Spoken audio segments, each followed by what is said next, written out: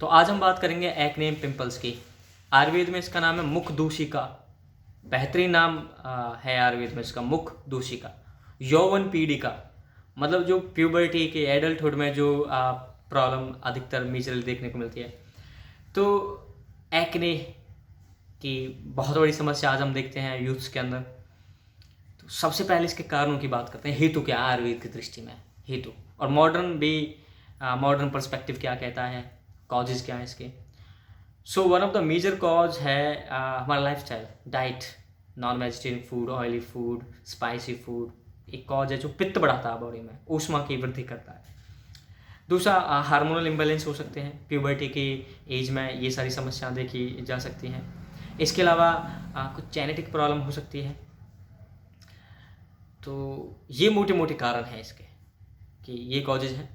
अब देखते हैं कि जो एलोपैथी है उसका व्यू क्या है इसके ऊपर। वो कहते हैं कि जो हेयर फॉलिकल्स हैं उनकी जो रूट हैं उनके अंदर जो सेबेशियस ग्लैंड है उनसे सीबम निकलता है, ऑयल निकलता है, और वो ऑयल वहाँ पे इंट्रैप हो जाता है उस जगह पे। और इसके साथ साथ वहाँ के जो स्किन की जो सेल्स हैं वो डेड होने लगती हैं, और वहाँ से स्टार्ट होता है एक्ने पिंपल। तो ये है उनका मॉडर्न का।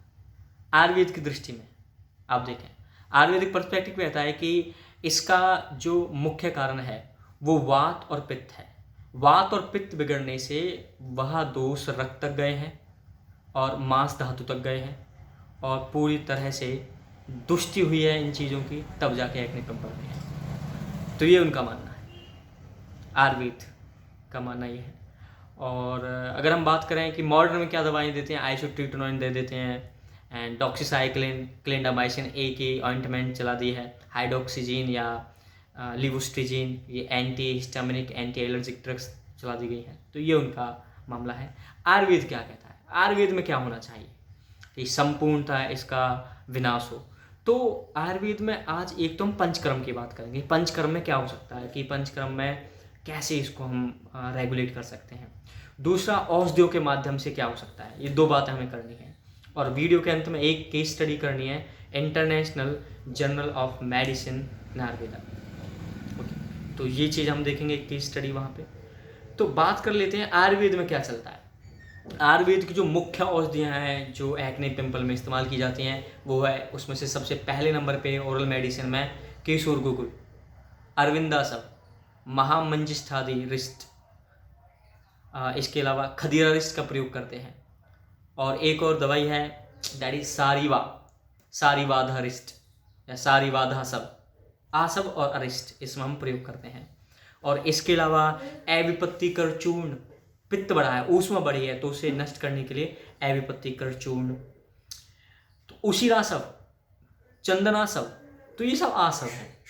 आसव अरिष्ट जो बनते हैं आयुर्वेद में, तो उनका हम प्रयोग करते हैं इसमें।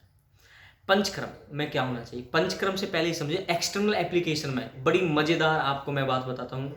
एक लेप आता है, लेप का नाम है रक्त चंदनादि लेप, बहुत ही कारगर। एक्सटर्नली अप्लाई करते हैं, 5 ग्राम चूर्ण लेकर जहाँ अफेक्टेड एरिया वहाँ पे लगाएं तो बहुत अच्छे रिजल्ट देखे जाते हैं रक्त चंदनादि लेप के। रक्त चंदन है इसमें, इसका जो इंग्रेडिएंट है, इसमें जाति फल, मरीच, इनका भी इस्तेमाल किया जाता है। सो एक्सटर्नल एप्लीकेशन में लाजवाब काम करेगा रक्त चंदनादि लेप, ये है। बाकी आयुर्वेदिक पंचकर्म की बात की जाए, वमन इंड्यूस्ड जो वॉमिटिंग है कंट्रोल्ड वे में, वमन विरेचन, परगेशन करते हैं उसमें, इंड्यूस्ड करते हैं कंट्रोल्ड वे में, परगेशन है ना। सो विरेचन हो गया। और अगर लोकलाइज्ड एरिया है पूरे शरीर में, अभी यहाँ पे मुख दूषिका यहाँ पे है केवल, तो इसमें हम लीज थेरेपी का इस्तेमाल कर सकते हैं। हम चौक का इस्तेमाल करते हैं, देन वो दूषित रक्त को कंज्यूम करते हैं, तो ये हो सकते हैं। एक स्टडी हुई, एक केस स्टडी के बारे में ज़रूर कहना चाहूँगा कि एक 17 ईयर्स ओल्ड था। तो एक केस स्टडी के बारे में चर्चा है इसमें। तो 17 ईयर्स ओल्ड, देन मुख दूषिका का बहुत ही 2-3 सालों से जो प्रॉब्लम थी, उसका हेतु जाना गया। तो लाइफस्टाइल थोड़ी ख़राब थी, रात को ज़्यादा जगना था, स्पाइसी फूड था, मन में जो आया वो खा लिया, तो इस प्रकार से चल रहा था काम। तो वात और कफ, वहाँ पे दुष्टि हुई थी वात और कफ की, और उसकी वजह से मुख दूषिका का वहाँ पे आगमन हुआ था।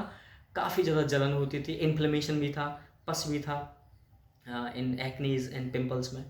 तो इस केस में सबसे जो ओरल मेडिसिन दी गई जो सबसे कारगर थी दैट इज़ केसुर गुगुल। केसुर गुगुल का इस्तेमाल किया है।